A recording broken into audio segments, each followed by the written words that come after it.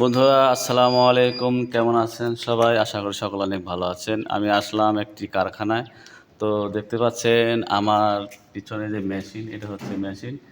এই মেশিন দিয়ে কি তৈরি হয় সেটা আজকে আপনাদেরকে আমি দেখাবো এই ভিডিওর মাধ্যমে। তো ভিডিওটা সবাই দেখতে থাকুন। দেখতে পাচ্ছেন খণ্ড খণ্ড করে রাখা যে রডগুলো, এই রডগুলো দিয়ে মূলত কি হবে সেটা আপনাদেরকে দেখাবো।